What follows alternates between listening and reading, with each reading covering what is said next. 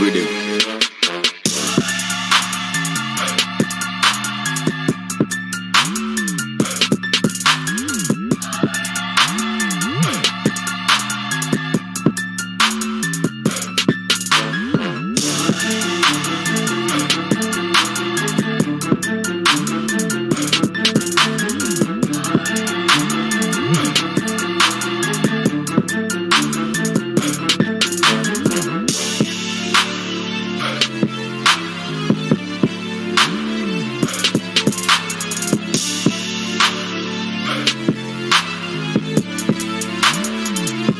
Monk on the beat.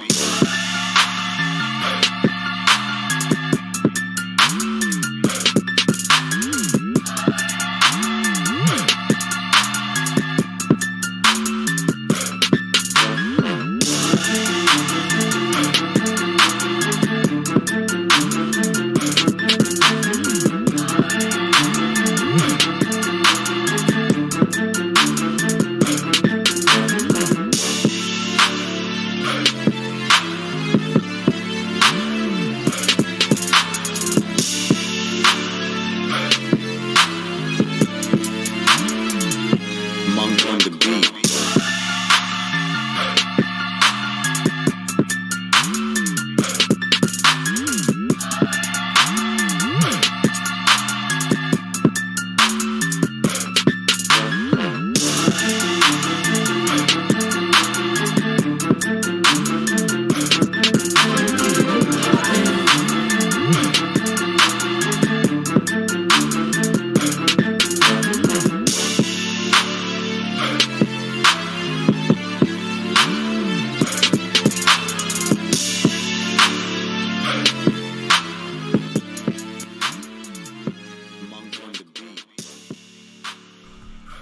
Woo!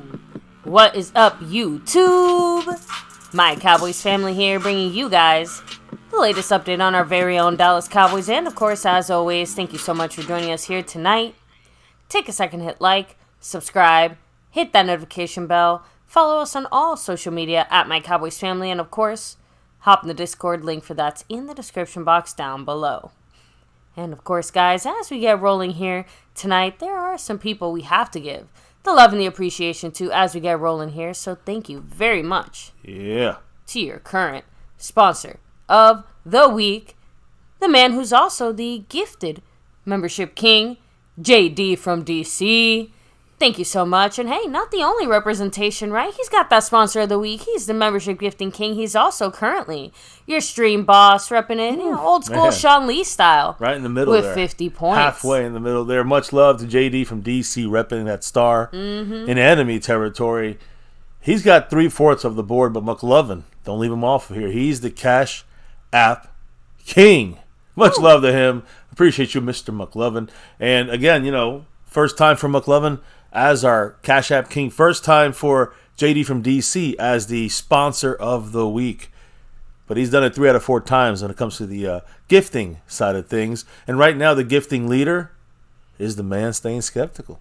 Skeptical, but still the love dropped and shown back to the family in the chat by getting gifted memberships. If you're in the membership already, you can gift them that way. Much love to the skeptical fan. He's got 2 on it this week in the lead, trying to get that crown back from JD from DC. And then, of course, in the Cash App side, JD's repping the stream boss, but JD McLovin there is also in the lead right now in the Cash App side of things. He is currently second on the overall board because you got Marissa Sparkle, star level member, in first place on the board. Now, first, you say, well, what happened? It wasn't like this last night. We had an After Dark session here on our other channel, MCF After Dark, and if you got to kind of find that on your own. We don't really, he's kind of hit the right mood for that channel. It's not like here, but Jason Renfro, guys, dropped basically a bunch of drops, over 30 in the Cash App. So he's also, up there challenging Mr. McLovin. Also Marissa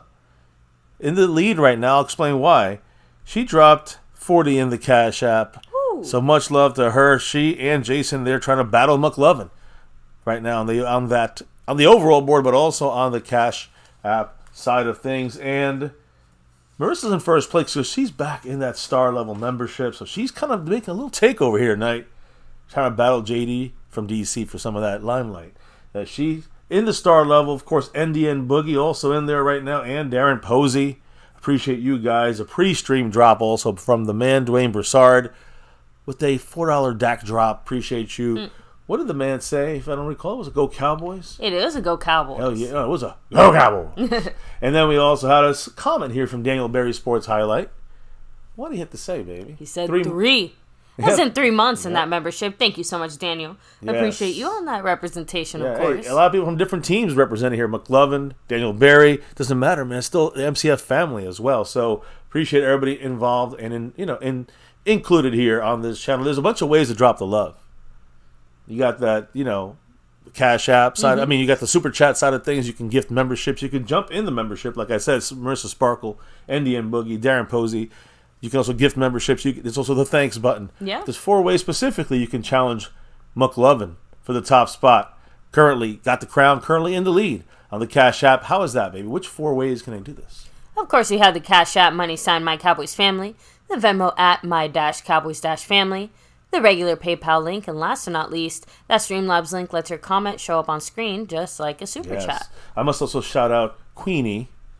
We are completely different views on most things, but she is also on the board. Appreciate her. She dropped a dollar holler here, bringing up the rear. No pun intended there. Queenie, much love. McLovin, Jason Renfro, of course, Marissa Sparkle, NDN Boogie, Darren Posey, and Dwayne Broussard kicking it off already, all up on that board. Of course, JD from DC representing the rest of the board here.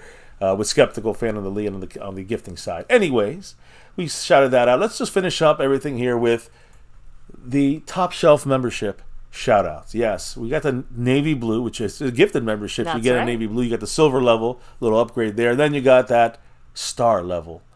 Used to be our top shelf, but then we got the over everything level. Both of those levels, star and over everything, get shout-outs every night here.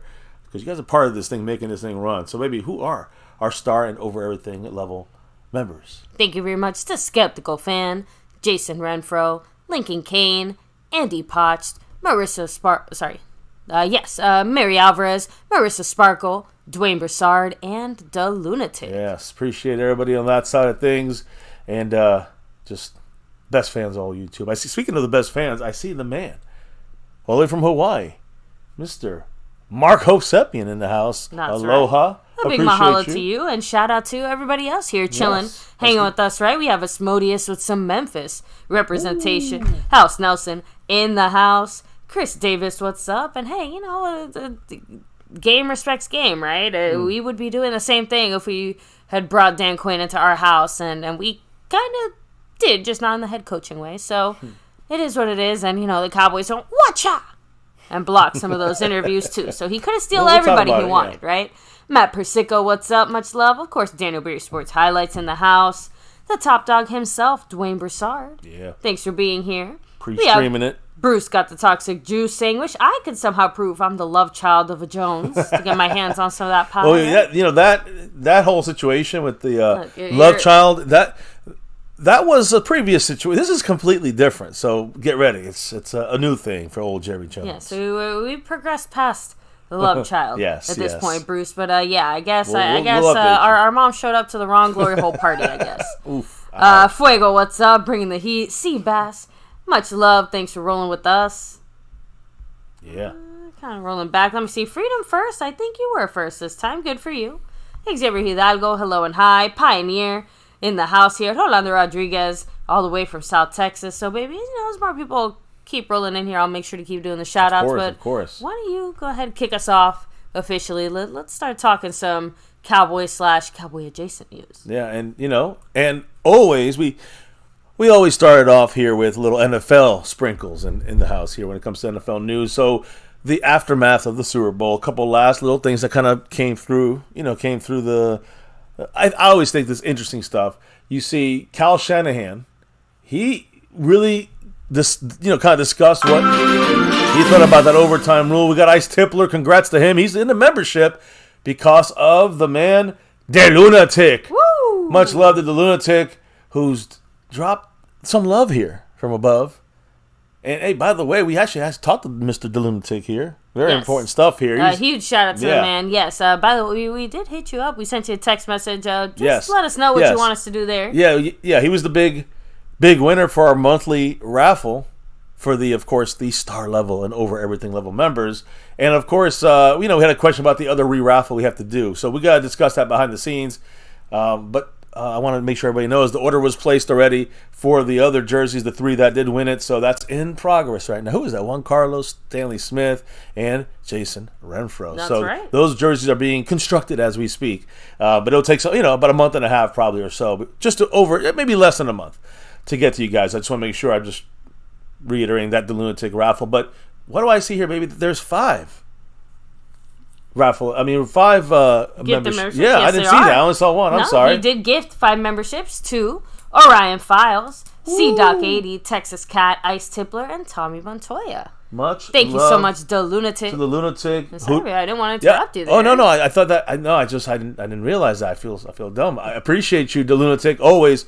And by the way, even though JD from DC still stays at 50, the Lunatic is now in first place. Skeptical in second. You're going to see that move. He has 2 on it. The Lunatic has 5 on it. 5 on it. We want 6, right? Much love to the Lunatic in the lead there, and also right up on the board, just like that.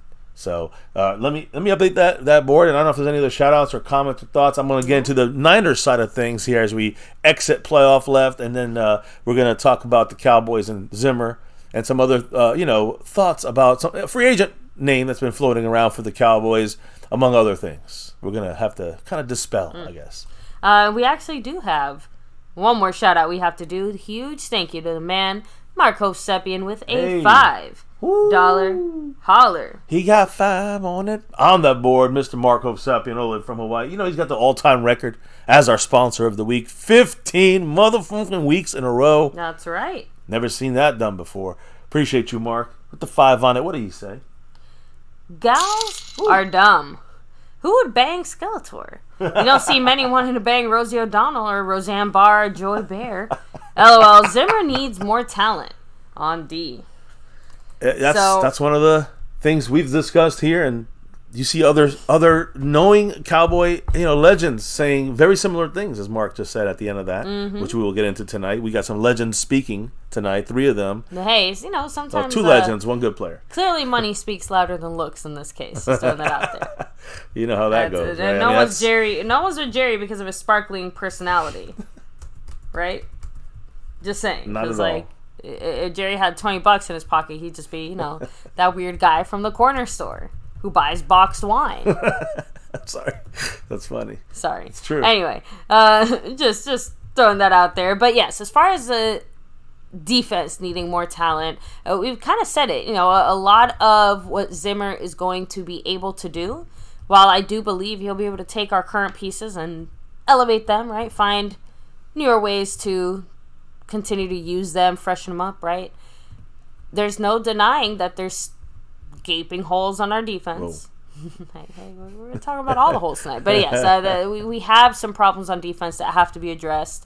I don't think, personally, this is just my opinion, I don't think those problems can be addressed fully through the draft. So the Cowboys / our front office does have to commit to some level of outside moves, at least on the defensive side, to me, to kind of get us to the point where we need to be. And especially after watching the Super Bowl, it feels pretty evident that having a defense, having a top 5 defense, a stellar defense, that is going to carry you to the postseason and beyond. We kind of had a top 5 defense, but I know, it was stumbling the wrong way. I don't know where it was during that Green Bay game, because shit, we couldn't. If you'd have told me we were top 20, I would have not have believed you. I'm just saying. We looked like shit in that game. Yes, Green Bay ran us out. Oh. Appreciate you, Mark. The drop right there, the 5, and that puts JD from DC to 45. Board is updated. Appreciate everybody on the board, and continuing this thing, guys. Here on this channel, here as you can see on the wife, on MCF, My Cowboys Family. This it goes on all year long, and we go at least 5, 6, 7 times a week, every week for the last 6.5 plus years. So we take this as serious as you can, and to me, it is a science to some ways. I know your team inside and out, because that means you know what to expect in the field. And I hate saying this. The last 2 years, I do recall myself in the middle of the season when we're having a good streak, and I keep saying, not to be a Debbie Downer, but I keep saying there's things that I see that are glaring issues, and they're gonna bite us in the ass later. We got to see improvements. We got to see something better. And we improved here and there, but it wasn't enough. And the holes are still there. The mismanagement is still there. I agree. The lack of some of coaching power, I would say, at the top here at McCarthy. Some issues there, and it trickles down. So it starts at the top, and that's the fucking clown show. But hey, we talked about them enough. Now, the 49ers. We'll talk a lot about the clown show, trust me. The 49ers coach Kyle Shanahan was taking a lot of shit, lost 3 Super Bowls, basically. The Falcons, the 2 Niners that he's been responsible for, you can say the most, for blowing these games because of passing too much and not running enough, which is what happened at the end of this game against the Chiefs. But when it comes to explaining the overtime rules, Shanahan said that he went deep into his decision to receive the overtime kickoff in the Super Bowl loss. You know what the reason was? He said, quote, "We wanted the ball third. If both teams matched and scored, we wanted to be the ones who had the chance to go and win the game." So he was looking at it, assuming they were going to go into like a double overtime, instead of just going out there and maybe playing the strategies, which again, only benefited him 2 or 3 percentage points his way. So that was their decision making. That was what he said. Well, we'll see what happens, guys. Other players now maybe a little issues with this coaching situation and with the Niners. I'll talk about that in a minute. But first, the man, the Godfather here at the membership, Jay Lunatic in the house with that 1-2 J. Lou dollar holler. What did the man say? He said Steve needs to use Daddy's free agent credit card for number 6. Again, the Lunatic. I don't even know if Jerry's credit limit is big enough for that one. Just throwing it out there. The biggest thing about this is if you look at what we've been saying, I know the Lunatics, I know you've been a little out of here. I don't think if you watched the replays, but this clown show front office with Stephen Jones running it for the most part, and Jerry Jones just saying okay or no way, but it's pretty much Stephen Jones running this thing. The clown show, starting with Jerry Jones, is the one that said this: "I expect to go all in. I don't know if we'll go into Super Bowl. Yeah. We're going to have to go all in if he really truly means it. I'm still waiting for him to do that.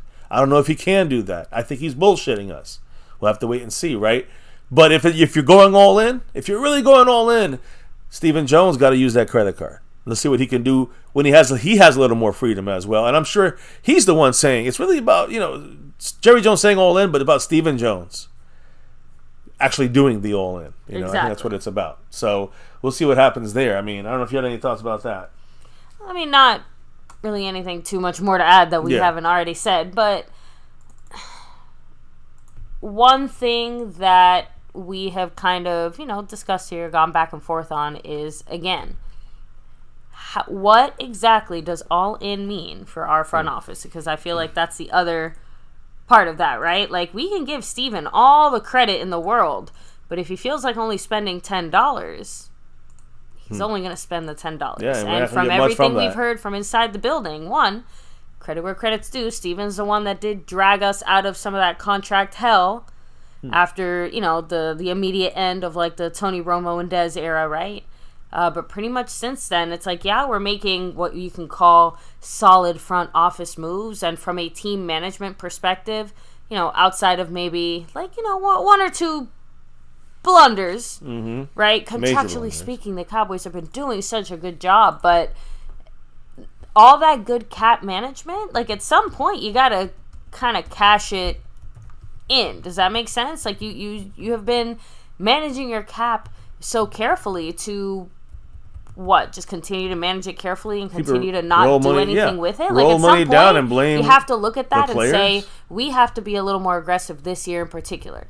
Agree. 100%, baby. You couldn't have said that. That's why I wanted to hear from you. So you got you're dropping gems here. Just saying, because whatever continuous things we're doing now, like, okay, we're just going to end up exactly where we are now. That's a goddamn clown show, I'll be honest with you. But again, I want to reiterate, if we're going all in, then use that money. 100% agree. The assessment with the Lunatic, with Marco Sepian. But will we see it? Clown show. It's the clown show. Anyways, the Niners, they try to go all in. The Eagles tried to go all in multiple times and got to the Super Bowl, lost 1-1.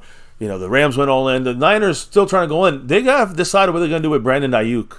He was asked today if he hopes to stay with the Niners. He's going to be a free agent. He said, quote, "if that's the right move." That's what he said. And this is kind of interesting because I thought the Cowboys only had people, family members talking trash on social media. His family members, I'm pretty sure it was his brother. He said, quote, "This is the exact reason why we're leaving San Francisco. Thank you, Niners, for drafting my brother. We are forever grateful. B.A. to Vegas." Ba to Vegas. I guess bye maybe. And then and then it also said, his brother said, "Why does your All-Pro 1,300-yard receiver have 3 catches in the Super Bowl?" That's so his family, Brandon Ayuk's family, talking shit. Number 11 wide receiver for the Niners. Ooh, we got the the drop of the night. Boom, dropped by the man in Gotham, the guy in Gotham guy. Much love to you with the $10 holler. He goes right up on that board. What did he have to say, baby? It's no secret that Mahomes will restructure his deal to bring in a top receiver or running back to improve the Chiefs' offense. Why can't Dak do the same for us to make it easier to go all in? Hey, Gotham guy, man, I'm glad you're here. I'm glad you're asking this because this is something we discuss here on My Cowboys Family a lot.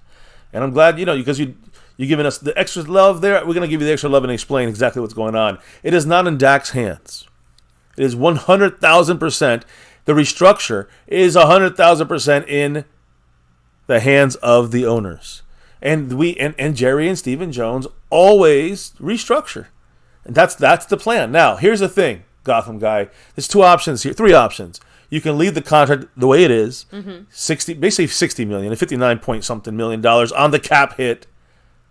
And his contract runs out. He's a free agent next year. Bye-bye. We get a 3rd-round comp pick for him. And that's it. That's how that story ends. That's one option, which is insanely crazy. And we are currently $20 million over the cap at the moment right now. Then, the other option is, if you want to go all in, you could restructure Dak, which they will at the very least do that. That's a definite thing. At the very least, we're not going to just let that $60 million sit there. We'll restructure Dak, automatically hit a button in the contract, and boom, we just opened up $25-30 million on the cap. So we just dropped it now. Now we're $10 million under the cap with the restructure. Yeah. So that's $30 million saving right there for Dak. Every quarterback, again, our team for sure, every player has, any big player contracts have that installed in their contracts already. I think it's an actual league-wide policy that these restructures are just already in there. So anyways, that's the other option. There's a 3rd option. Extension. Give Dak an extension. I'm not going to say the numbers. It's going to be between 55 and 60 million. Agree or disagree, that's the way it's going to be. But what happens to his cap this year of 60 million? That goes down to like 20 million. So we just dropped now to 40 million total savings right there this year. That money's got to be paid in the future. That's what all in means. You throw all this money forward, and you have to open up money now in the cap so you can spend it now. And you worry about everything later. And that's why I'm trying to say, when you do that, now you're 30. You just saved 40 million. So now you're 20 under the cap. Right? But you got to then, cut some other guys, right? You're going to cut LVE and Cooper Rush. That's $5 more million at 25. You're going to cut Gallup. That's another $9-10 million. $35 million open on the cap. You can do some restructures with DeMarcus Lawrence, Zach Martin. You can cut DeMarcus Lawrence, get 10. You cut Brandon Cooks, get 8. I'm just saying, but there's some options there as well. But let's say you restructure some of these contracts. You push money forward. Now you open up another $10-15 million. Now you're at $50 million. You sign some of your own guys. You sign your draft picks. You save $5 million to the side for the season. Now what? Now you got $40 million to play with. That's what all in means. That's how Dak will help us. But there's 3 different ways there: extending him for another 2-3 years, restructuring him, and then you got to pay that money like next year without him here, or of course, you just let the $60 million hit, and then you're gonna have big trouble in getting under the cap. When you throw in there a CeeDee Lamb, if you give him an extension, a big extension, that opens up another $10 or more million on the cap. It lowers CD's hit this year. So, and if you give Mike an extension, it doesn't hit the cap at all because his number will stay around that same number as a hit now. So that's what all in means. Let's see if the Joneses actually follow that. Now Jones and Cowboys has a bit of a counter argument to your point, saying I'm going to have to push back on that, OCF. Let's do it. Getting a no trade and no franchise stipulation gives Dak all the leverage. Correct. If Dak wants a title, he has to be willing to help spread the wealth. You want him to take a pay cut. Restructure is not a pay cut. Restructure is we got to pay that money back. So restructuring, you can open up $25 million restructuring Dak's contract. That's not on Dak. That's if the Joneses want to do it, and they definitely will do that. At the very least, they're going to do that. So I'm not really sure what that means when you say, are you guys talking about pay cut? An MVP type season, the best one Dak's ever had. Whether I know you're gonna say the opponents or whatever it may be, but the point is, you're asking about his worth, not my opinion. His worth is going to be in the he's not going to take a pay cut after he should be getting a raise in most people's minds, and most analysts, owners, players, people that know this more than all of us. You're going to give Dak less money? You want him to give back money after? That ain't never happening, ever. And it's not about. I don't think it's about helping out your team. You can't use Tom Brady, by the way, as an example. His wife was making more than him in the NFL, right? And he had a partnership with the damn Patriots, and he made money off the Patriots using his facility, right, for practice. So it's crazy, right? I don't know if I'm hitting it right or not, baby. But that's what do you think? Your 2 cents on this, real quick. I agree more with you than not.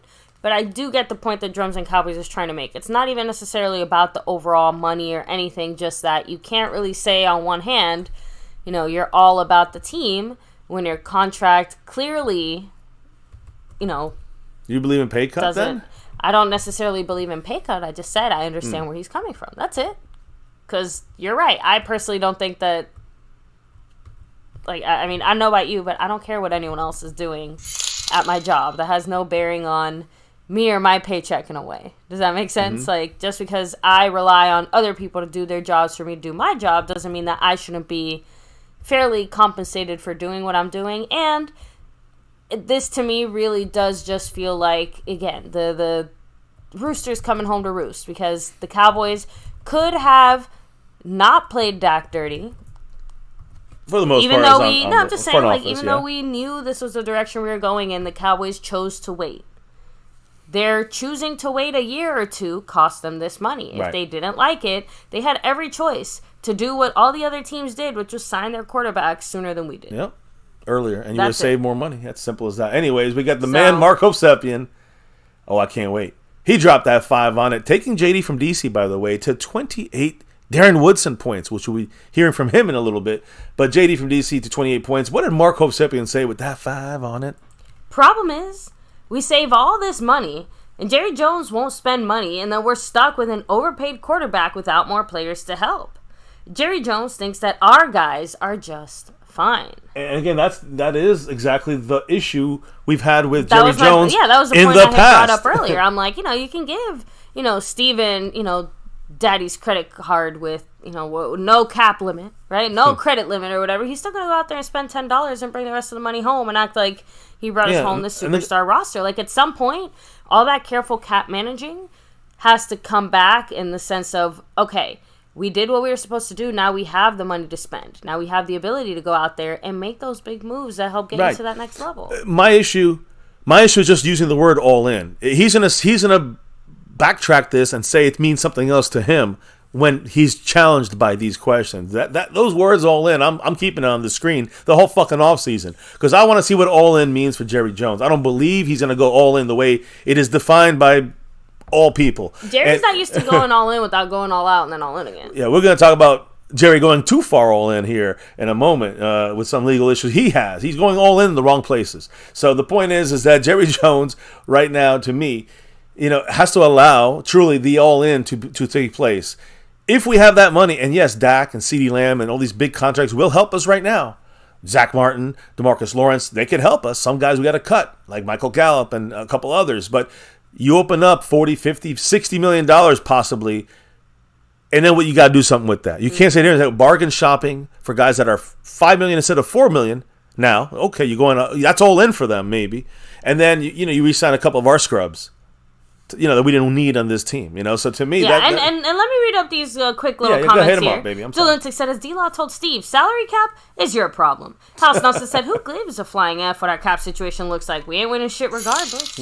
Columbus Hill said, Dak took a pay cut at the beginning of his career. Neither one of us would say to our coworker, oh, I'll take a pay cut so that you can work. Especially after an MVP type season. He was second in MVP. You don't think he's going to talk about that? That's the best in MVP since Emmitt Smith won it. And I'm going to read these 2 comments before I read Mark's, because I think they're relevant. Another 5, by the way, 23 points for JD. Shout out to the man. A big mahalo to Mark. But Pioneer said, no one's been kinder to the Cowboys than Dak Prescott when it comes to contracts and low ball ball throughout his career. Drums and Cowboys said exactly, FCW. Dak has a lot of leverage. He will be paid, but we can agree to a contract and structure that can help us go all in. Right. So, and of course, Mark Hosepian said with his $5 holler. Yeah. And he's a little bit on the other side of things, right? Saying Dak did nothing to help. No extra year, no trade, wanting to be the number one paid guy.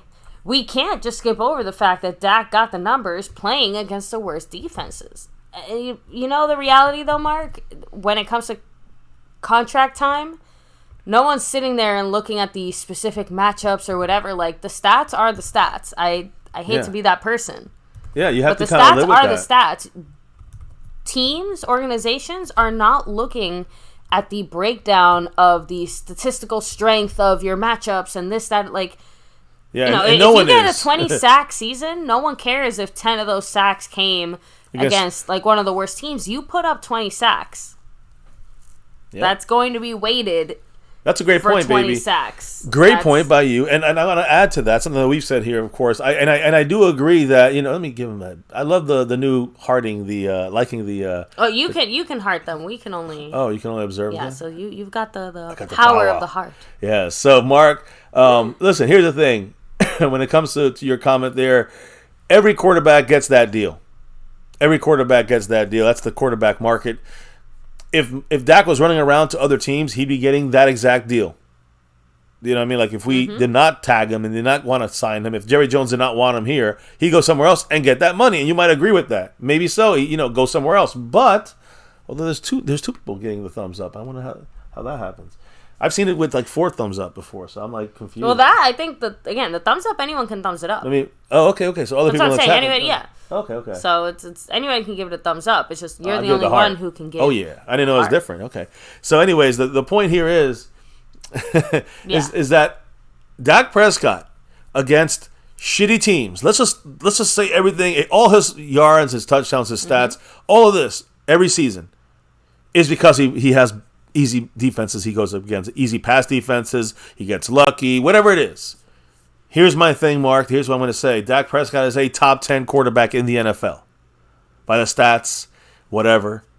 Top 10, perennial, top 10 quarterback, maybe at the bottom of the top 10 to some of these years. This year is at the very least a top 5 quarterback. By the stats. Now, would you take 5 other guys up ahead of him? Maybe. But I'm just trying to say, the stats show him to be obviously top 5. If you look at actual MVPs, top 2. But the thing is, that's he's gonna get paid his money. That's it. But what I'm trying to say is, how many quarterbacks in the NFL that are average, above average, or good, like Dak, or better than I'm saying even better than Dak? How many of these teams can get these numbers against consistently throughout his career against shitty teams? That's the thing. That's a hard thing to do, no matter who. John Elway ain't doing that consistently throughout his career.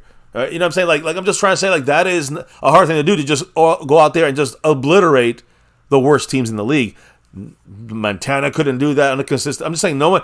Dak's the only one that can do that. It seems like just destroy the bad teams and then play down or play average to the better teams. If that's what you're saying, I'm just trying to say that no matter what, that's still a big feat. I'm not saying you should get paid the money. I'm not saying this is just. When you talk about Dak, you got to put that in context. A lot of quarterbacks that can't do those things. A lot of them. Most of them cannot beat and kill and destroy shitty teams out there consistently like Dak has. That's all. Anyways, let's keep it moving, I think, right? Yeah. Because we got a little bit more NFL. We're going to get through this here. The Niners offensive lineman John Feliciano. I think he got hurt in the game and held his elbow. But he blamed a teammate, Spencer Burford, another offensive lineman, for missing a crucial block that allowed a free rusher to attack Brock Purdy. I'm sure this will end well. Well, here's how it ended. Feliciano put this out there right after the game, quote, "A quick chop is not needed if the guy that was supposed to block him blocks him." Spencer Buford knew that was about him. He said, quote, "Sheesh, I opened up my app to get this. Get well soon, bro." And then Feliciano the next day responded, quote, "I'm sorry, bro. I woke up hungover and being a bitch, and trying to have the ones that back. I hurt you. It's fucked up, and I apologize. You got nothing but greatness ahead of you. I'm sorry, bro."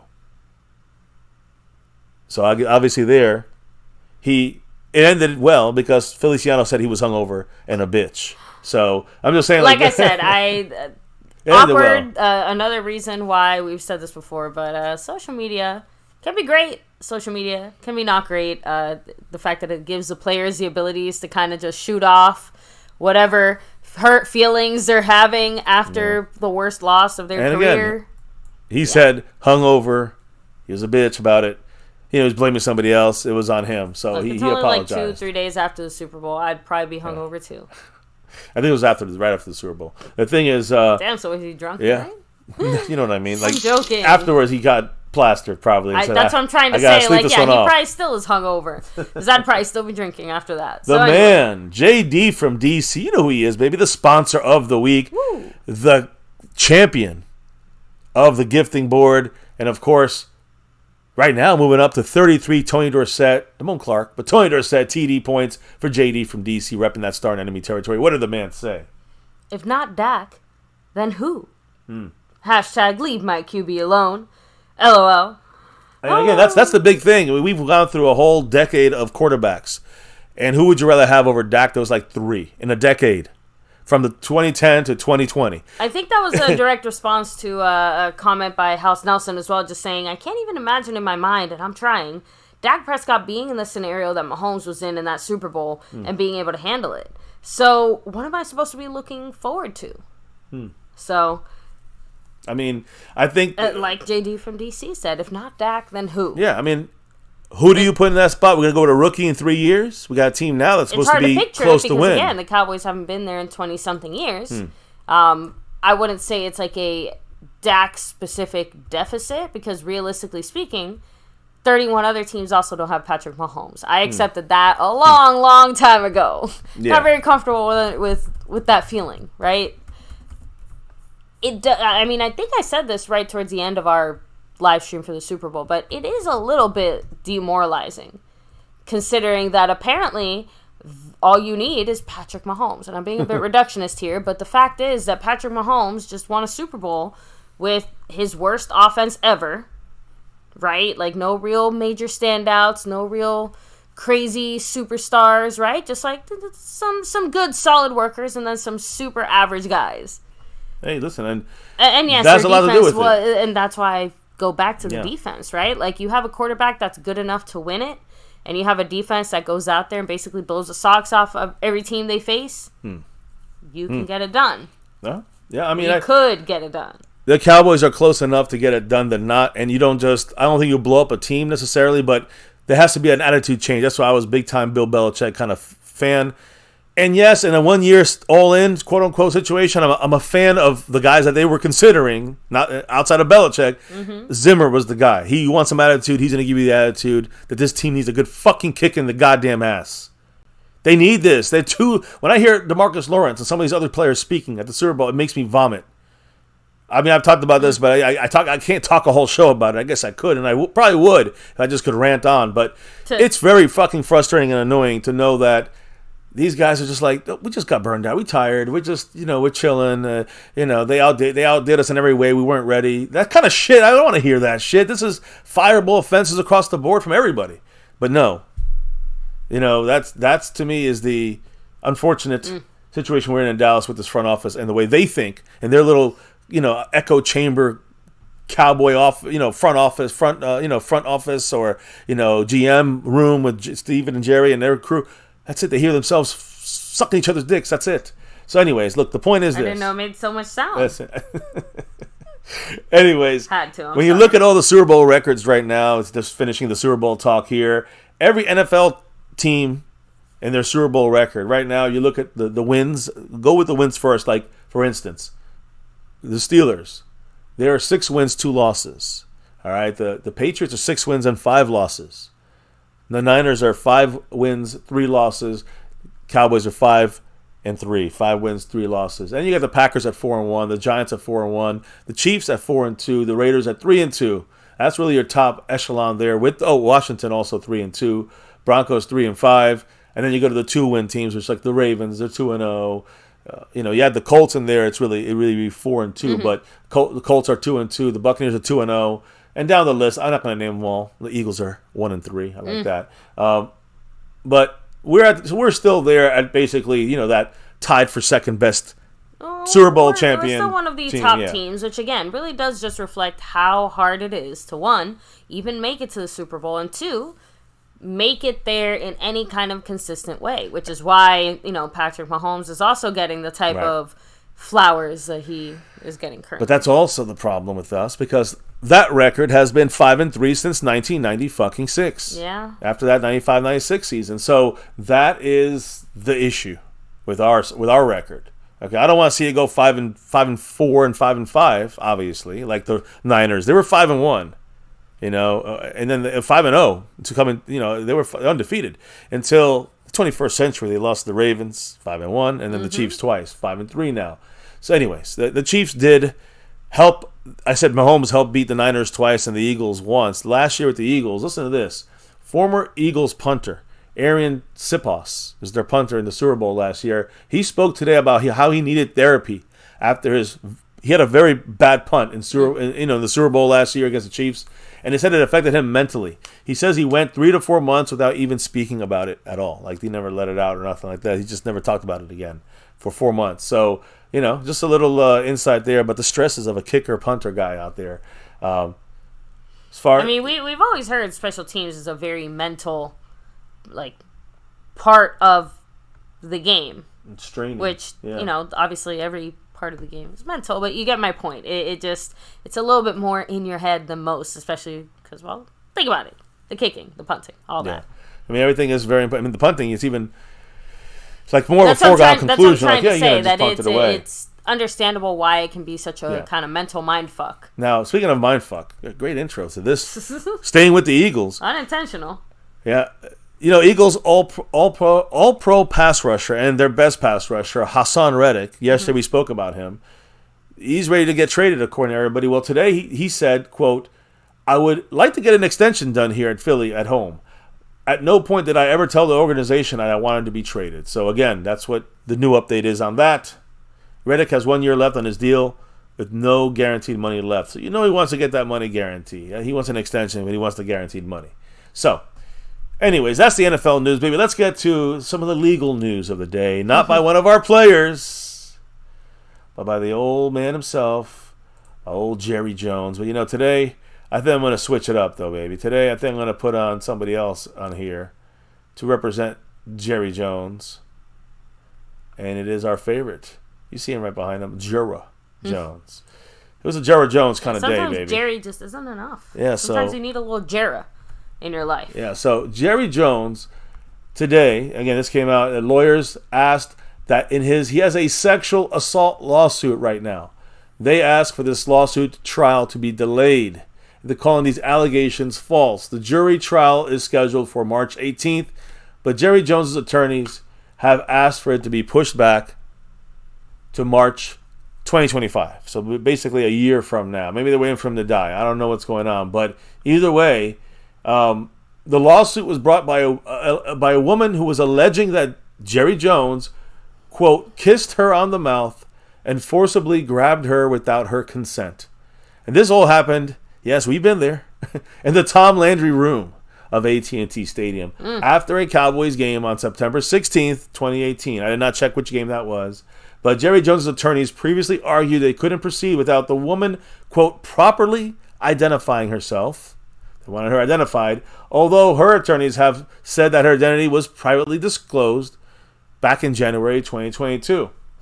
Now, the last thing I'm going to say about this, and I'll let you take over, baby, is that the Dallas Morning News does not typically name the victims of sexual assault, but the woman has been identified by the initials JG.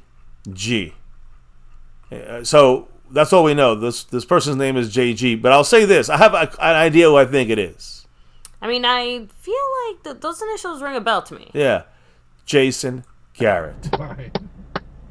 What did Jerry do to you? He clapped. What happened here? Did Jerry Jones try to kiss you? I'm not making fun of sexual assault, but JG of all initials, that's the first name that came to my mind when it comes to our Cowboys. Anyways, I don't think he was kissing Jerry. I don't think Jerry Jones was kissing Jason Garrett and grabbing him without consent. But allegedly he was doing this to someone. Yeah. Right? So what were the allegations? Explain what the breakdown is of. Yeah. So the lawsuit kind of goes in there. It says the allegations on their face are impossible without dozens of uninterested persons having witnessed the alleged assault.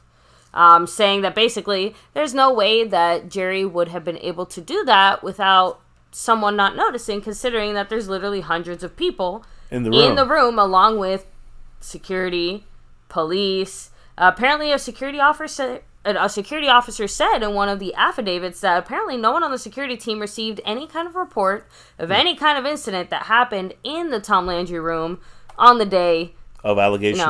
Alleged that this happened, right? So, and there is some information that's kind of new to the public, saying that there's photos of the victim with Jerry Jones and other members of the Cowboys around the time of the alleged assault.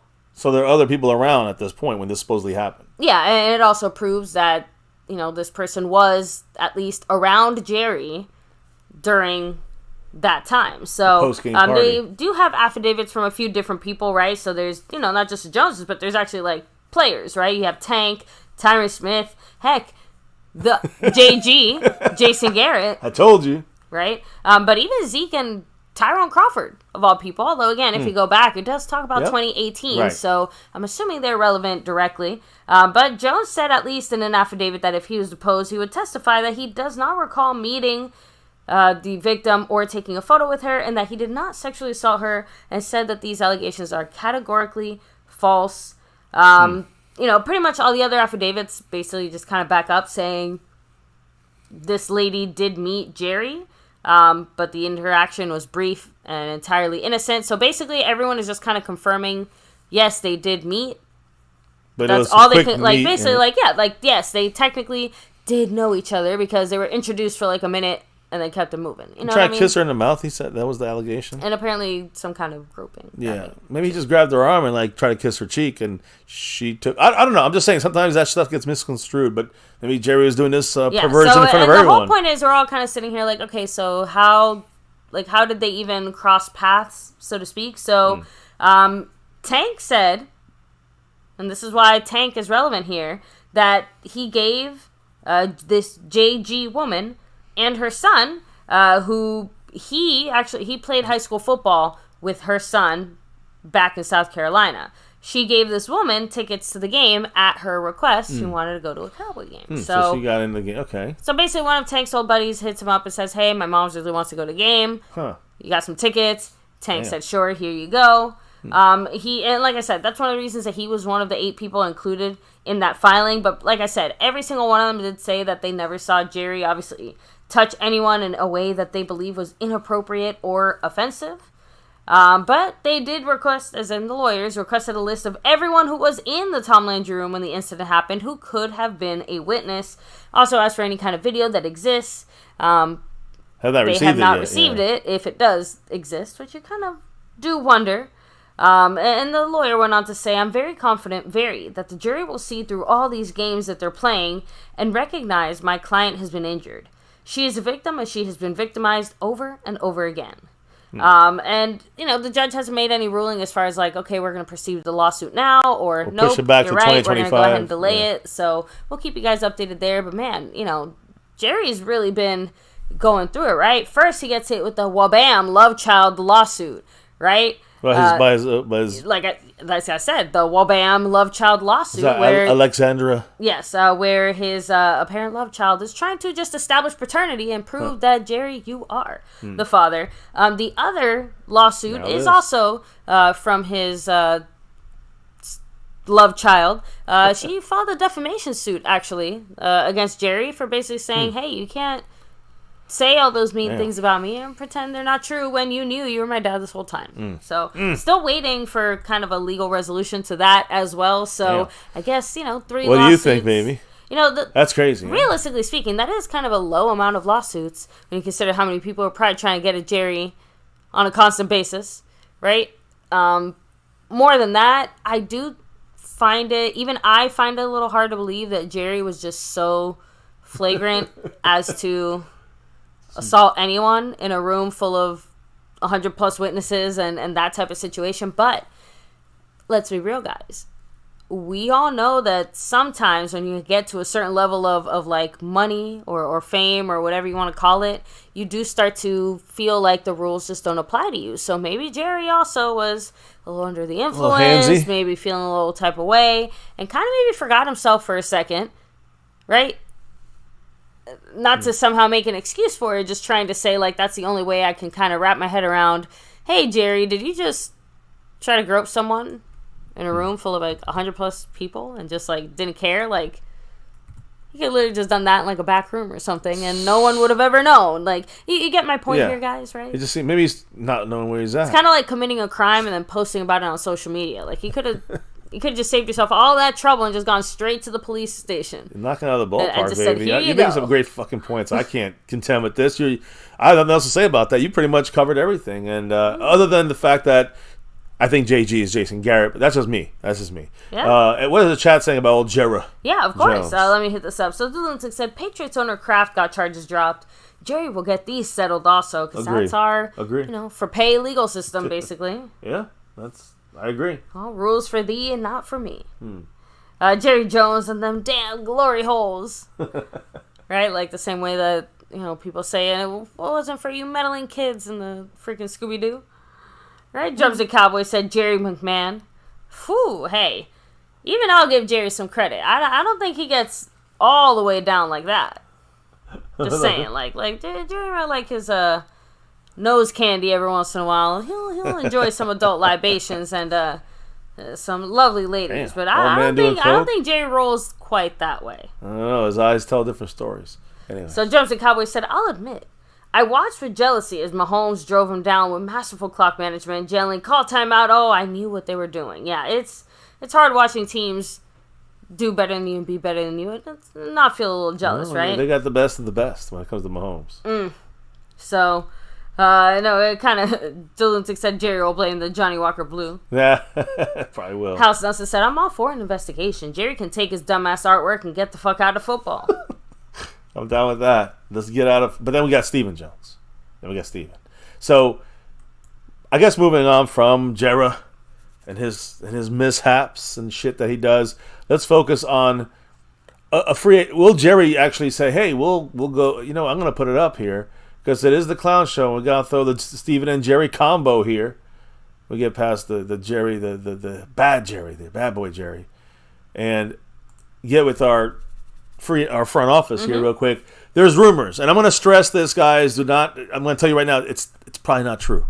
But there's rumors out there that the Cowboys, the Falcons, and the Raiders are the teams to watch when it comes to trying to acquire free agent cornerback from the Chiefs, L'Jarius Sneed.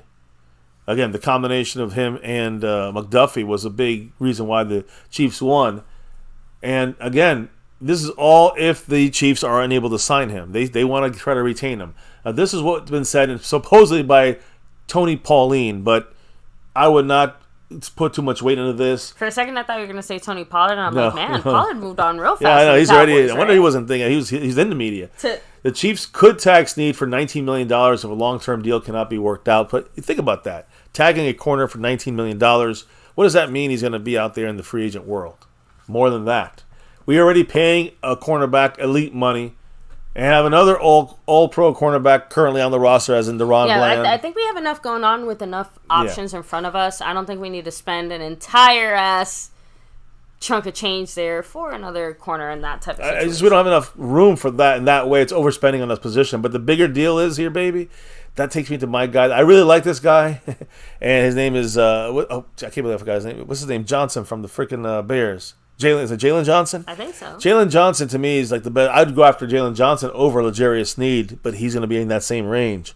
And that's why I keep saying that's a pipe dream that we're going to go bring another high-valued, priced, cornerback when you could probably bring in Stephon Gilmore for $7 million, something $8 million or something with incentives and everything. So like I said, it feels like the Cowboys have already made their investment in that category. Maybe we'll see. We making don't know. Too much more of one. Yeah. Like, I'm not saying they won't go get someone or do something, make some kind of move. It's more like you said, the actual sheer money side of the investment. Like, that money has been allocated to Trayvon Diggs, and that's where we're going to see our dividends pay off. And Deron Bland, too, that's coming. True. Think about that. If that's a move, if that's a direction. Right, yeah. There's no tagging him, though. 4 years since he's gone. So now he's halfway through that. So kind of moving on to the defensive, keeping on the defensive side of the ball, we're talking a little defense here. You know, all these coaching options that we had to replace our defensive coordinator and Dan Quinn leaving to the Washington Commanders. Today the Commanders are stealing another one of our players, one of our coaches, not players. And it is a guy we knew. He was interviewing. Two guys, and one guy went to the Panthers, I think, and he was like a quality assistant guy on offense. He went to the Panthers and Canales, the new coach there. But the bigger one is Sheriff Floyd. We had him last year, defensive lineman, but he's really he used to play DT in the NFL, defensive tackle, and he was basically the defensive line assistant to Adam Dirty. So Sheriff Floyd decided to roll with Dan Quinn to Washington. Sheriff Floyd today are high. Do they want our used toilet paper too while they're at it? Like, that's what I was hoping. They're taking everything. The Commanders are officially hiring assistant Sheriff Floyd as their assistant defensive line coach and former standout Vikings defensive tackle. All right, he's working his way up or trying to. He's kind of a lateral move here, right? But he was with Dan Quinn at the Cowboys as our same position. That's the thing. The Cowboys' assistant defensive line coach is now the Washington Commanders' assistant line coach. He just likes the coaching here or in Washington better than here with what's coming with Zimmer. Plus, I think he's also befriended him, and they sync in well. So that's where he's decided to go to be the same job over there with the Commanders, the same role. So the Commanders hired Dan Quinn, and are the Commanders cool with Dan Quinn just taking everybody from our team? Like, is he really being creative at all? What I'm trying to say is, he's doing the bare minimum, it feels. Are there any original coaches? It's a little bit of a copy-paste situation. Yeah, he's just like, here, let me just grab the same guys and keep doing whatever we were doing. I mean, let's be real, though. That's what got him here? It worked. And remember, where Washington is at is very different than where we're at. We're not in a, let's start to fully rebuild, let's, start from scratch, work our way from the bottom up or whatever. It's... For Washington, even Dan Quinn's failure is still better than what they were doing before. Does that make sense? Yes. So that's an upgrade for them. Yeah, so bringing in all these pieces, like even if it means that they just get to even closer to an average ranking or something like that, that to me, at least from their perspective, is a positive. And of course, that's something that can kind of be adjusted or changed in the future. But at least for right here, right now, this year, I get it. I think it makes sense. Why wouldn't you want to bring in coaches or that's going to be an automatic upgrade from what you had not in even Washington. That, but that Quinn automatically feels good and comfortable with. Like, even if it ends up not working out. Remember, he's not trying coaching. To make things as easy as possible. He's not the defensive coordinator, but he wants to make sure the defense knows what he wants to be done out there. Exactly. So he can kind of coach from afar. Dan Quinn's style is like a number one option, as well. I hear you. Great point. One of the reasons why I think that the moves made, that's why I said, the moves made by Washington, I would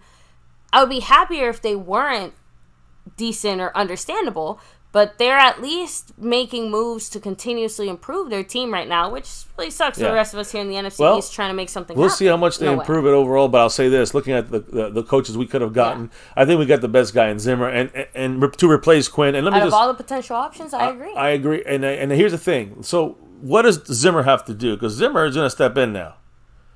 And he is with the Cowboy hat representing it. But now Zimmer's officially a Cowboy yesterday, of course, contract signed.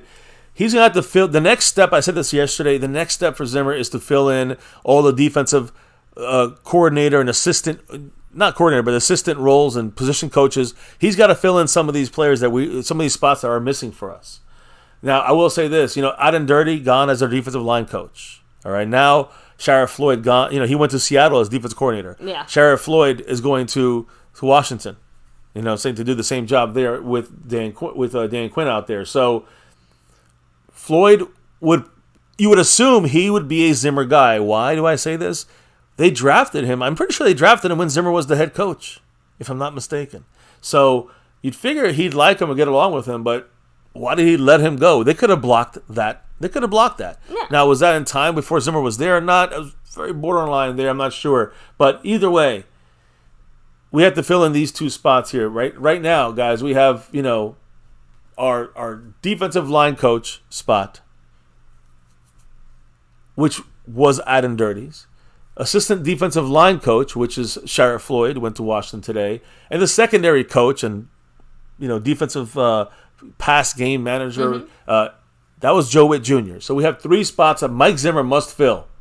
So we have to he could fire somebody here, I guess, if he's allowed to, and then replace another gun.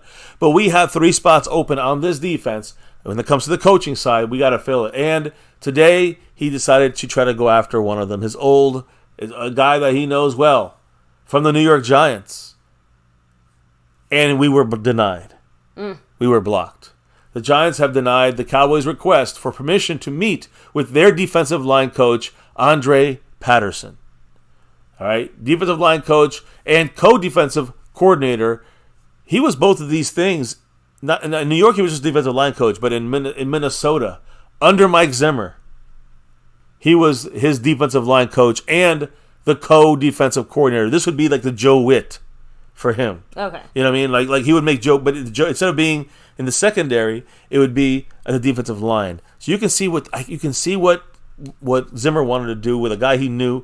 And I remember what I said the other day, we got to find a really good defensive line coach because we have to know how they stopped the run seven times in his 20 career in the top of the league. One of the top teams in the league stopping the run. So we know that, I'm assuming that the Giants defensive line coach, Andre Patterson, is a guy he trusts to do that with the Cowboys. Yes. He was blocked to be interviewed for the Cowboys.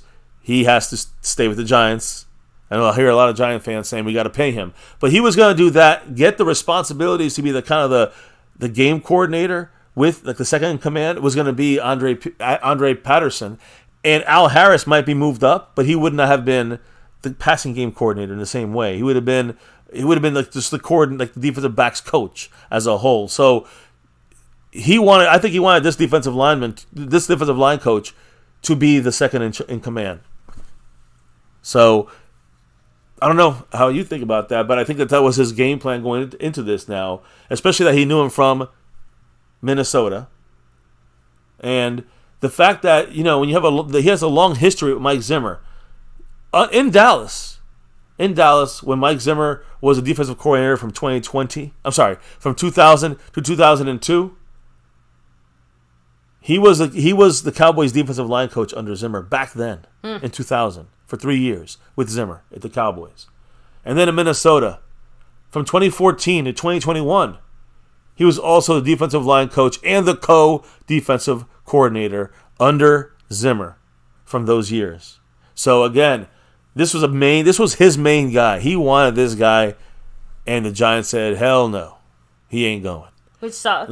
And I know it is, and that's a big hit for what he was trying to do. So that's why I'm making this kind of long, because I want to make sure you guys understand this is major here. This has to change the plans. Who's going to be in there and replace him? What's the plan B for Zimmer, for the defensive line coach? Especially that was so important for him to be the co-defensive coordinator, the second in command. That tells me we better have a plan B, because that was his plan going forward. This is the next guy we're going to get, and now he cannot be gotten. The way we blocked Washington from going after Al Harris and who was the other guy we blocked? They were trying to go after 2 of our guys, and we blocked. Man, I almost said Joey, but it was not. It was Harris and Dirty went to Seattle. I forgot who the other guy was. Crap, I can't remember. Oh, it was Linda Wells, tight end coach. There you go. So thank you, baby. We stopped them from. Second there, but we got it. We stopped them from getting. The Giants put a block on us trying to get Andre Patterson, which would have been Zimmer's right hand man. Yep. Immediately. Two different teams he's done it with, the Cowboys and the Vikings, for different lengths. For 3 years with the Cowboys and 8 years with the Vikings. That's a major guy. Mm-hmm. That's 11 years together. That's a lot. So we'll see what happens next. Now, like I said, 3 spots we got to fix, so get ready to hear that tomorrow or the next day. These spots getting filled this week. Defensive line coach, assistant defensive line coach, and secondary coach with a Joe Witt Jr. job. One of these will be probably the coordinator, which would be even more important. Which one of these 3 gets assigned that with Zimmer. But we'll know more tomorrow. You know why? Because tomorrow Mike Zimmer and the Cowboys are holding a press conference and officially introducing him as the new defensive coordinator. In case you guys are going to follow this, Central Time, 2 p.m. Eastern, 3 p.m. Eastern, 2 p.m. Central. and then adjust accordingly. It's noon in the West Coast. Mountain is 1 o'clock. So again, they'll have a press conference. Jerry Jones, Stephen Jones. I'm assuming Jerry Jones, Mike McCarthy, and Zimmer, or maybe just Zimmer. I'm not sure. With the Joneses. Either way, tomorrow, 3 p.m. Eastern, 2 Central. That is the plan here when it comes to Zimmer. And you'll be able to hear a lot of questions about 3-4-4-3 defense. You hear a lot of questions, which players you want to keep, or what kind of players you're looking for. Mm-hmm. Whereas you want some upgrades you want on the defense, the scheme. They're going to hear a lot of these little questions and overall stuff. Some bullshit questions too. So we'll have it all for you tomorrow, I'm assuming, here on My Cowboys Family. We'll probably be live again tomorrow. Maybe Thursday will be a day we have to skip on that one. Or Friday. I know Friday we have to skip. So anyways, either way, when you look at Mike Zimmer, let me get these coaching options out the way. Because we're going to, this is basically the end of things here, guys. But I want you to know. Quick little scheme tweak, or a couple scheme tweaks here, real quick. An issue the Cowboys had last year with Dan Quinn, scheme-wise, and we talked about this in the playoffs. We refused to match the opposing offense's personnel. So a lot of times they would run 12 personnel or 21 personnel, either 2 running backs and a tight end, or 2 tight ends and 1 running back. That was matched by us with dime defense, with a lot of cornerbacks and safeties in the game, not linebackers. We were down to 2 at the end of the year. Remember that total. So again, do not expect that to continue with Mike Zimmer. He will alter stuff. He will not let that continue happening. So on his last 2 years in Minnesota, Zimmer's Minnesota Vikings, we know he's the head coach, but he was pushing the defensive side of things. He finished 4th in base defensive rate, which 34.2%. And he ran that almost exclusively at a 4-3 defensive set personnel. So what I'm trying to say is he uses 4-3 and 3-4. When he's asked tomorrow, it's both. I know the answer already. It's 3-4 at times and 4-3 at times.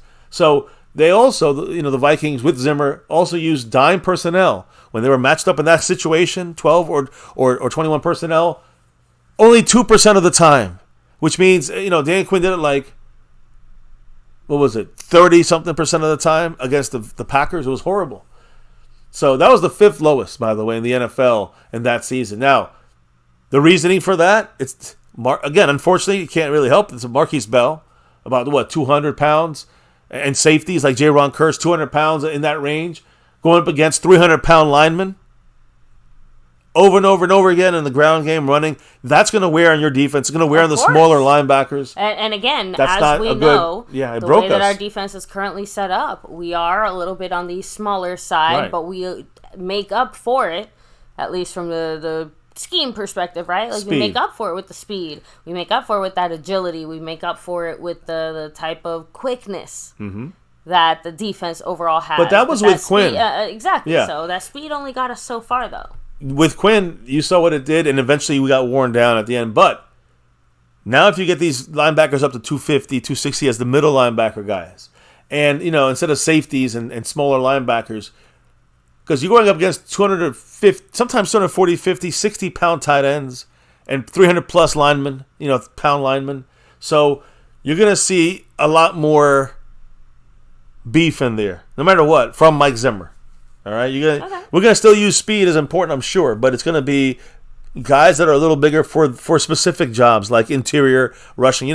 Their best guys, who it was for them back when they were at their height, was Anthony Barr and Kendricks. I think Michael Kendricks. These were the 2 best guys they had. And they weren't like superstars, but they were solid.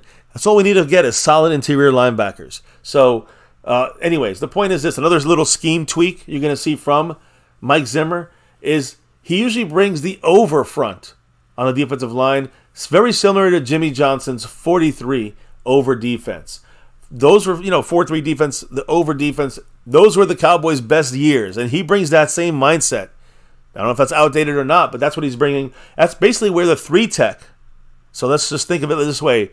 Oso Odigizua. He's lined up not inside. Mm-hmm. He's lined up over the tight end. Yeah. Over the tight end on the outside, almost as an outside edge rusher. Now, he's not under rusher here, but he's there to contain as a 3-tech, aligning to the side of the tight end. Interesting right there. Just throwing it out there. That could be a scheme change from Zimmer. The Cowboys have been using a lot of underfronts in the last 3 years with Dan Quinn. So this is going to be one of these overfronts. Look it up if you guys don't understand yet. The overfronts, you're going to move Osa over the tight end. And we'll see with what he's trying to do with that. I don't know. We got to put the puzzle pieces together, and we'll see what Zimmer comes up with there. But again, when you throw in there the Micah Parsons question, all right, should he be like Anthony Barr was with the Vikings under Zimmer? You don't want that. Anthony Barr only blitzed or rushed the passer 17.5% of the time with Minnesota. Yeah, so he's Micah not the guy. Needs to be doing that way more. Yeah, you don't want him to be Anthony Barr. You want Damone Clark to be Anthony Barr if he could be there. You want Levante White to be there, Devin White or Levante Davis. You want to pick one of those guys up. You want those guys to be, the Anthony Barr type guy. Remember, Barr. When you look at this, by the way, this was on the snaps over the last 2 years with Zimmer. Those were his numbers. All right, 17.5% of his snaps is how often he rushed the passer. Parsons is a completely different player.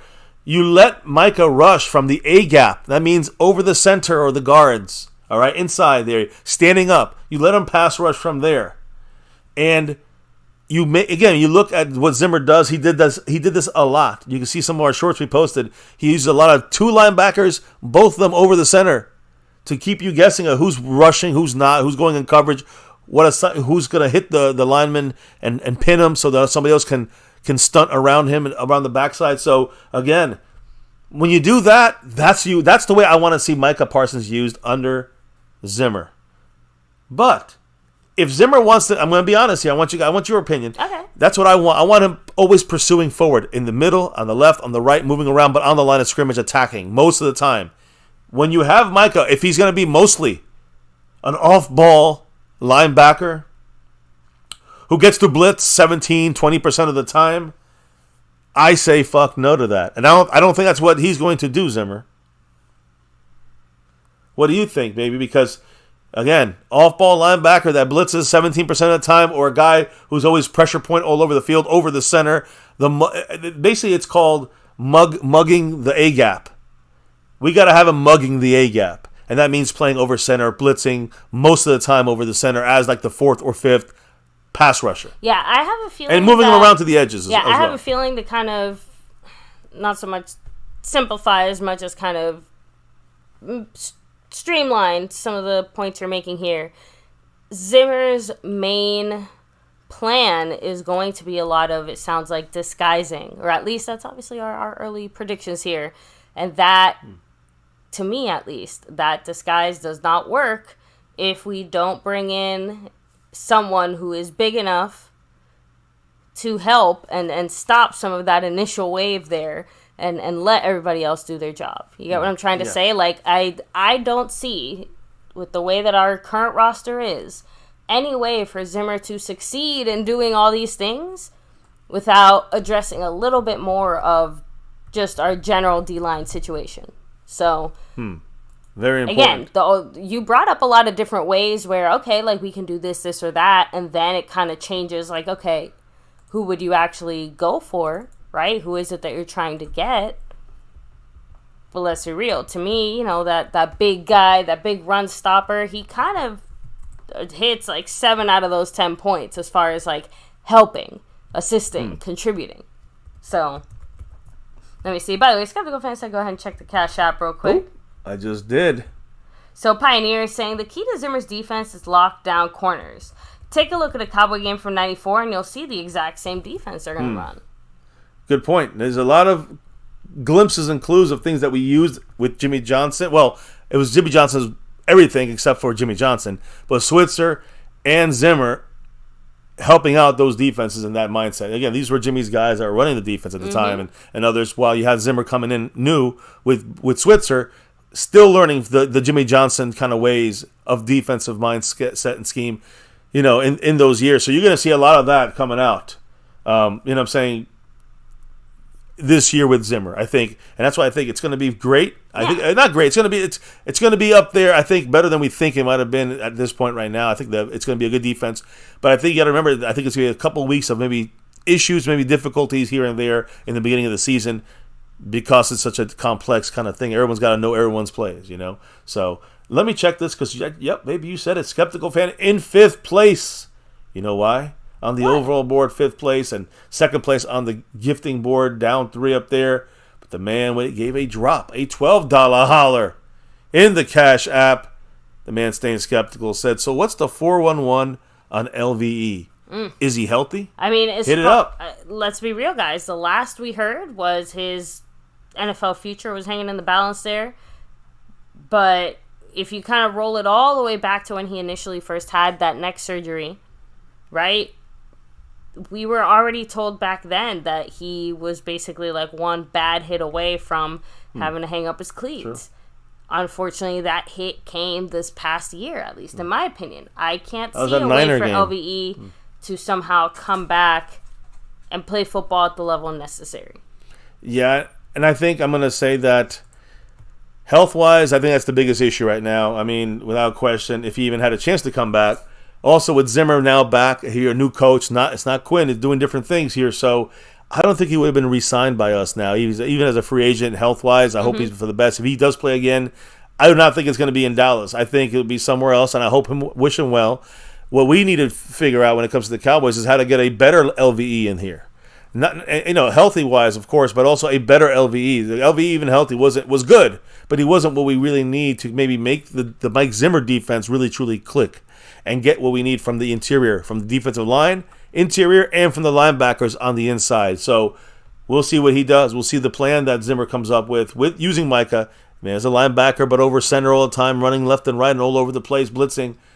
That is also always something I like, and that can be disruptive in the run and the pass game. You don't know where Micah's coming from, but that's where I think, you need at least one good linebacker that's solid for the run and is solid and can do those things, cover and stop the run. So we'll see. We'll see what he brings in. I don't think LV is not that guy though. As Modi said, 1 foot in the football grave and 1 on the banana peel. Oh man, that is kind of what it feels like. Yeah, it does. So, anyways, that was my scheme side of things. Now we're gonna get into some of the legends speaking on Mr. Mike Zimmer. And I say he's legends. Let me put it this way: 3 guys spoke on this situation. But before I get there, I give it up to the man, Jason Renfro, in the house. Let me explain why here in a minute, as I put his name up in bright lights here. Boom, Jason Renfro dropping a $2.38 holler. Woo. And I gave the kiss instead because it's Happy Valentine's Day. So there you go, Jason. You got a kiss from us. $2.38 drop there from Jason Renfro. And he said, "Yeah, Cowboys." Woo. You know it. You know this, man. So appreciate you, Jason, as he also dropped some love up there on that board. So our own guys here. Let me see here. When it comes to Mike Zimmer, testing your mettle. That's the big quote. Why? Darren Woodson said this, but Darren Woodson today, Bill Parcells also spoke. Marcus Spears also spoke, ESPN analyst, on what Zimmer brings to the Dallas Cowboys. And, Marcus Spears, current ESPN analyst, with and we've heard him speak very highly of the Cowboys. He spoke about Zimmer. Mm-hmm. What did he say about Mike Zimmer? He's a great man, and he's a phenomenal football coach. Tough, but fair, and he cares about his guys. It was great to play for Zim, even when he cursed me out. Zimmer's a tough guy, I'm telling you guys. It's a lot easier to take shit when everyone's taking it equally, right? So it sounds like that's one of the big things that a lot of players really like and respect about Zimmer. Not just his toughness, but the equality that he treats everybody with. Mean. You gotta get the shit done. Hey, but you know what? Shit I agree, done. but you know what? As one of the, maybe a lower guys on the totem pole, so to speak, like, that is very motivational to be able to see, like, you know, even your Micah Parsons of the team kind of getting ripped into, like, hey, like, you know, no one is special around here type of thing. Yeah. Well, even if some people are special. And Darren Woodson said, I know we have it in our short. Some people, we need that in this fucking team. And we do. We need guys getting their asses kicked to make a point here of like, hey, but, you know, some people also saying this is a new era. They can't take the Mike Zimmer types, and they can't take the Bill Belichick types.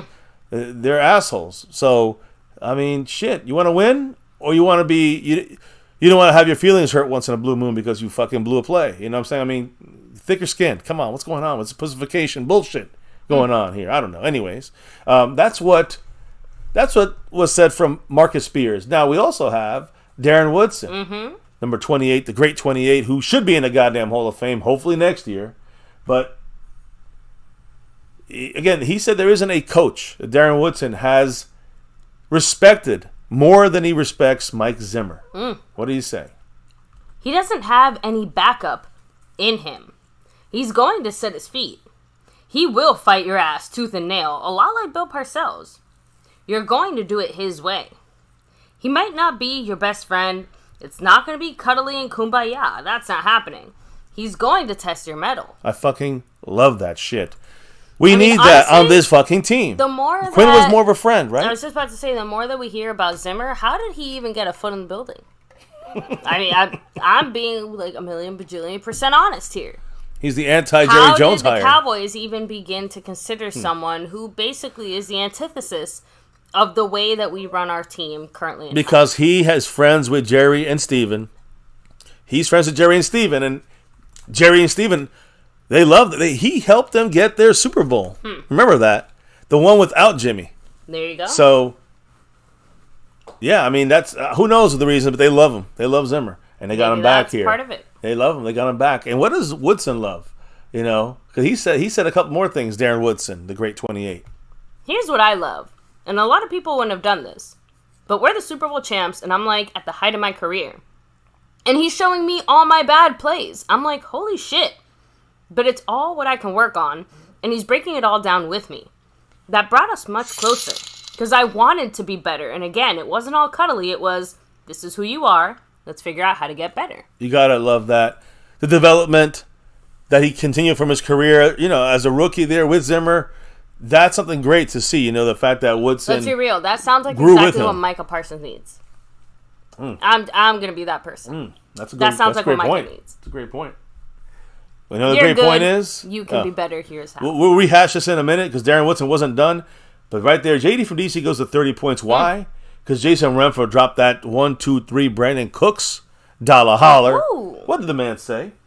Go Cowboys. Yeah, Cowboy. Thank you, Much Jason love. Renfro. I appreciate you, of course. Much love. And there's the man, the lunatic, Hey, the following up that lunatic. $3 holler with a $2 holler. A J. Lou $2 holler. What did the man have to say? with that Love $2 the bill? Cowboys. F the haters. Dallas Cowboys for life. Hell yeah. For life. Till death. Till after death. Forever. It's Go And Cowboys. You know it. And beyond. Thank you so much, the lunatic. I appreciate you. And yes, again, always love our Cowboys. Always. You know this. F You the know haters. this. They You know just this. want to be us. Yeah, you know how that And goes. yeah, Burn Bar, honestly, YouTube has been a little bit like weird the last few days, so I'm hoping it's just maybe more of a glitch on their side. When it comes So he said that every time an ad shows up, it like boots him off the stream or something. Really? So That's not us. that's what I Yeah. said. I'm like, YouTube's weird. Mike then said Zimmer has no problem benching your ass. I was just about to say the only thing that makes me kind of go like, record scratch. Okay, wait, hold up. Is just that, right? There's, or at least I'm assuming that there's a situation where people might want to push that, hey, but we are buddies, or hey, we are friends. So like, it's gonna be interesting to see Zimmer maybe with his mindset or attitude coming up against what inevitably will happen from our Jones / other side of things. You know, whether it's a player, whether maybe it is our front office or whatever. Like, I'm just saying, The one advantage we have to see where that clash happens. The one advantage, the one huge advantage is he's been here for 13 years. From the beginning of the Jerry Jones infiltration. And he's used to that. He was born into it. So if you don't know any better, then Dude, he probably does know how to for lack of a better terminology, talk back to the Joneses. Yeah. Right? He knows how to speak to them. Sing, you know how to talk back, not just speak, because speaking is push whatever. back, Like, stand up to them. Yeah. Now, back to Darren Woodson, who, by the way, JD from DC has 28 points, if that rings a bell. That's Darren Woodson. Mm-hmm. Woodson also liked Zimmer's bluntness, as you kind of said there, his quote, but so did Marcus Spears. He also loved the bluntness there. A lot of the players he coached love his bluntness. Not a lot of guys can take it probably nowadays as much, but when you understand who he is, you give him that chance to be blunt. Yeah, and Darren Woodson actually had a little bit of advice for our future players. Players underneath Zimmer. Yeah, saying, Zimmer's gonna go hard. You know that, right? Zimmer's going hard on these players. So what did he say about Woodson that? said, I would say, man, give him time. He's going to be callous when he comes in. Don't be sensitive. The guy wants to win. He wants to win at all costs. Yeah. He's the most competitive son of a bitch I've ever met. Give him time and you'll get it. You'll understand. You're going to have to be ready. And you're going to bite him too. He's looking for the fight too. Don't back down because he's okay with it. But just have some thick skin. Patience, thick skin. Take the shit that he's going to say in your face and he's not going to hold back. He's going to be blunt. I don't care if you're a grown man. I know people say these are grown men. You're a grown man, and this is part of the sport. This is part of the world you're in. You have to, the coach, you got to go all in with the coach, or else it ain't going to work. So hopefully the players follow through. He's looking for the fight too. Yeah, bring it to me. I'll bring it back to you. That is something the coach needs to see, right? Like when it's time for you to get pissed off and angry and get in somebody's face, like, will you do it? Are you gonna do it? Yeah, yeah. Sounds dumb. He'll push you to get close. Anyways, that was 2 out of the 3 people. Yes. The last person that spoke is, it's kind of, to me, kind of a rare. Billy P. A rare sighting in my mind. That's the man right there in the middle, the Dallas Cowboys shirt that he won Super Bowls with the Giants. But it's Bill Parcells, who tried to save this franchise and just couldn't deal with the Joneses, let's be honest. I mean, look at Jerry right there. Anyways, he did his best. The point is, Bill Parcells spoke. He did not know Zimmer. Zimmer was at the team with Campos as the defensive coordinator, and when he took over in 2003, Bill Parcells for Campos, or Campo, I should say, it didn't take him long to really like him, and he likes him a lot. What did Bill Parcells have to say about Mike Zimmer? He's a coach's son, and I always like that because they lived it at the dinner table when they were young. Belichick was the same way. That's the kind of guys they were. But I've got to like Mike, and we've become good friends. Again, in 2005, Parcells moved the defense from a 4-3 front to a 3-4 front. And in the draft, selected players that would be fitting more the 3-4 model, right? So he got guys like DeMarcus Ware, he got Marcus Spears, and other guys. I could go through the list. But Zimmer had no background in that 3-4 scheme at the time. What did Bill Parcells have to say about that lack of background and the technical stuff of the 3-4-4-3 changeover? Technique-wise, it was relatively simple. So it was just the linebacker play and how to coordinate that. And that involved some new stuff for him. But he caught on to that easily. And he started to understand what kind of personnel we were looking for in that. That wasn't hard. He's a football guy. He likes the game. He's committed to doing a good job. He's not lazy at all. That's good. That's the thing about him. The fact that you can see that he already knows what kind of guys to get when you switch personnel here or there, whether he goes to 4-3 or 3-4 with us, it doesn't matter. It's really nickel anyways. So that's 5 defensive backs and 2 linebackers. But the point being is, Zimmer, you can trust he knows what to do with the guys we have and the guys we need to have. Let's just hope the Joneses let him spend the money or make those draft picks that will help his scheme go forward. That's the hope. Now, I know that, Bill Parcells finished off a little bit more about Mike Zimmer. How did he finish this? Did he finish strong? He said he's himself. That's what he does. That's what people that get along with players are. They don't say, oh, you have to get along. But players respect people who are straightforward, to the point, and trying to help them get better. He's the best with them. And the ones that don't like the truth are probably going to have a problem. So, basically, and this is what Stephon Gilmore said and other players have said about him, if you if you're going to get in his way, you're going to try to fight him and say, hey, listen, I'm a grown man. You might be Jimmy Johnson cut, possibly, depending on your status on the team. So, if Wanye Thomas, again, I'm just using this as an example. Wanye, he starts being lazy or being bitchy at him because he don't like being treated with being yelled at, don't be surprised if someone like that gets cut out of the blue. If that happens, like Sam Williams, for example, that'll be a tough one to cut because that's a second-round pick with Jerry Jones. But I agree. Sam Williams has too many issues. You never know. You just never fucking know. Don't test him. Don't test Zimmer. Sam Williams ain't going anywhere. I'm just saying. I'm trying to think of a player lower level that makes dumb mistakes. Deshaun Wright makes 2 or 3 dumb mistakes again and again. He's gone. There's no hesitation there. It's a Jimmy Johnson type move there. So we got a little flavor back. At least the Joneses like Zimmer. That's some good news there. That's our breakdown of his tweaks schematically. Yeah. And then some breakdowns of the behind the scenes of what former coaches coached over him, like Parcells, and former players that played with him and under him, how they see Mike Zimmer as a defensive coordinator. This is defensive coordinator. This is not him being an assistant back before he was a defensive coordinator. I mean, this is all starting at 2003 and beyond. So again, it just shows you. Again, that's 20 years ago. I understand, but it shows you that he rolls with the punches. He can adjust and adapt, and hopefully, with seeing the players and the personnel we have here, he will know who and what to be able to bring on the field, get here, and of course, hopefully in the end, I don't know, get us to be a consistent top 5 defense against good and bad teams. Bad teams, of course. But how about some of those good teams, right? Quinn couldn't put us over the top on that in a consistent way. That's my hope with Zimmer, that he will adjust and disguise. You need the safeties in the corners on this defense. We have the pass rush ability and the pressure point guy in Micah Parsons. So why don't we just, to me, let's go that route and see how that goes. Because Quinn has close, but no cigar. Now, I must do a big shout-out here. And I'm not sure if... Let me see this. I don't want to say the names here. Triple Dark in the house? I'm not sure.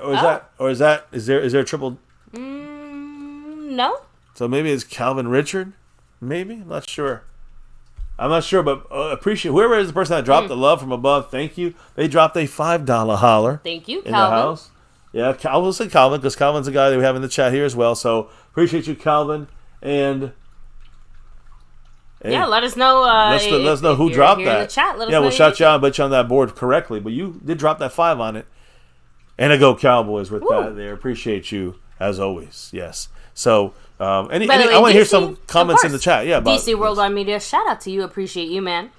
Cowboys fans are never satisfied. Weren't satisfied with the player-friendly Quinn. Now they get the strict disciplinarian and Zimmer, and they still aren't satisfied. Asmodeus is Calvin. Hey, okay. Asmodeus. There he is. All right. I didn't want to dox. I'd say dox, but I didn't want to give up any throw information. your government name all out there. Yeah. So we got Asmodeus in the house with the $5 holler in the Cash App. Truly appreciate you, sir.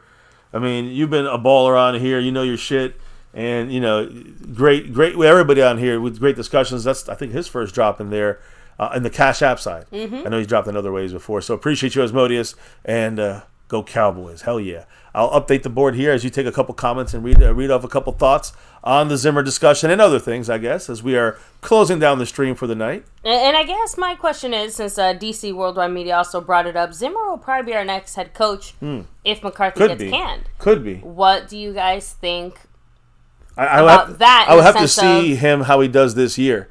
And if he does well, obviously, I still very, very early thoughts. I would love it to be Belichick comes in, Zimmer stays, and he brings in Belichick as the head coach comes in with Eric Bieniemy as the offensive coordinator. We got Bieniemy offensive coordinator, Belichick head coach, and Zimmer defensive coordinator. If it works nice, say, with the potential of Belichick being available, if we move on from McCarthy, it's hard for me to not picture us trying to wine and dine Belichick as much as possible, bring him into the situation here. But I do agree with you in the sense of I think that there's a good potential that he could end up keeping his job longer than just the one contractual year we're bringing him in for. I think, and we'll find out with the contract's not released yet. But I do want to know At least with how many years he's going to be coaching. Because what is it, a 1 year deal? Is it a 2-3 year deal with only 1 year guaranteed? I mean, I'm curious to know what that will look like with the way and that could be part of the reason why it took longer. Jerry Jones was in Vegas, another reason why for the Super Bowl. And the Super Bowl, I mean, just media attention. You know, Jerry likes to let the shit, just fly over and bring more attention from the media. All these 3 reasons, I believe, why it took that long. So we'll see how that contract is structured soon, I'm sure. Sooner than later. And Dylan saying, we did not even interview Belichick. Seems like he and the Joneses had issues behind the scenes. I think it's more because the job wasn't even open in the first place. Yeah, I'm just saying, like, Jerry very clearly was going to keep Mike McCarthy. Right? Any kind of serious consideration outside of that for this year, I don't think actually really happened because supposedly, and I know we talked about this, supposedly Belichick and Jerry spoke on the phone, if I'm remembering correctly, right? Like they had some kind of conversation or something, but I don't know about recently. They supposedly Jerry did say something that he did speak with them. That's what I'm saying. Like, but it wasn't like a job. Last handful of weeks, yeah. Like it wasn't a job interview. It wasn't an interview. It was a friend interview. It was like a friend discussion because they're friends. But let's be real. You don't just hit up your friend who might just happen to be available and just say, "Hey, what you doing Maybe he's tonight? the greatest coach of all time." Monopoly, like they're obviously in conversation in the sense of like, just hey, friendly, right? Listen, Keep me in mind. The word is, even though a couple teams were supposedly interested a little bit in Belichick, no one truly interviewed him except for the Atlanta Falcons. And after his interview, they kind of tried to walk back some of that seriousness in a way. And after that interview, there also it was like the impression I got. And because people are saying that Jerry Jones might have already, and with those phone calls, maybe that's where he learned this from, but Jerry Jones already kind of knew that Belichick was not really going to get a job in this cycle. And he could afford to keep Mike McCarthy in his final year and then try to make a move on him next year. Maybe he spoke about him next year, saying, hey, if you're around, you'll be willing to coach this team if McCarthy shits the bed again. So this could be something that I think could have went down with those quick or two discussion he had with Belichick. That could have been involved with that. I do agree, and I hope it did because that would tell me, okay, that gives Jerry Jones the ability to keep Mike McCarthy one extra year, let him see what he does and finish it up, and then Belichick, and then again, this is a big if he comes to Dallas, takes over with a guy like Dak Prescott with a defense that we have, and then if you have Zimmer, that if he does the defense good.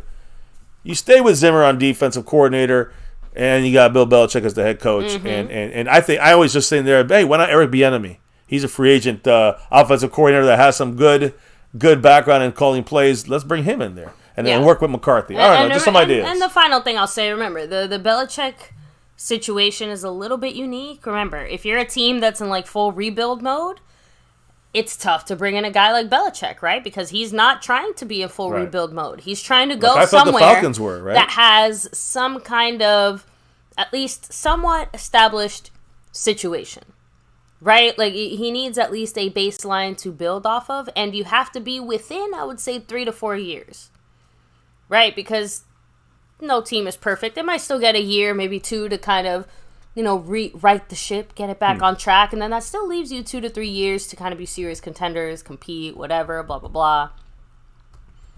Belichick is not in full rebuild mode. He's not ready to go with a brand new quarterback and work with him. And we talked about it, the list of teams that were in a situation where Belichick could step in, that was a short list overall, and from those, they overwhelmingly chose to go in a younger direction. We kind of talked about it. Overall, a lot of the guys that were getting hired or are being given opportunities are guys that are a bit of a wild card, right? They're either never done it before, they're young, maybe they have better interconnections within the organization. You get what I'm trying to say? Like Belichick is great and all, but they really like this guy. They know this guy. They've been thinking about this guy the last 2-3 years type of thing. So, and then again, remember, Belichick has to actually want to come in the building, right? Like, the list of teams that he would even be willing to consider was very short. So, that's all on Jera. So, Lost in Translation is saying the Falcons have parts. Even I admit that, yeah, they might have parts. We're talking junkyard parts. Like, they are 100% in a almost full. They're in a they got Ritter. I mean, you go roll with him as your like established quarterback. Hell no. I mean, Robinson is the running back. Great. Pitts, great. They got some good pieces, but defense, they're good. They're decent, right? But they're too young of a team, right? Lunatic throwing out there. Jerry keeps undermining Big Mike instead of helping him. That's typical Jones style. That's not even this kind of Jerry Jones right here. That's a Stephen Jones, Jerry Jones combo, and a little bit of a clown show, if you know what I mean. So yeah, I mean, by the way, baby, I don't want to fall behind on this. I want to definitely shout out. Since we are getting towards the end of the stream here tonight, so everybody hit like, subscribe, hit the bell. Hit us up on all social media at MyCowboysFamily. Hop in the Discord. Link for that's in the description box down below. Yeah, but I got to shout out the man who again is always in the running when it comes to the Cash App side of things. It's the man, Stanley Smith. Woo! With that $20 holler in the house. I also sent him a kiss because of Valentine's Day. They messed me up. So you got thank you, Stanley Smith, with the $20 Tony Pollard drop and a Go Cowboys. I guess everyone gets kisses in the Cash App. And I got Well, if you don't get a kiss, you get a heart. So either way, it's love.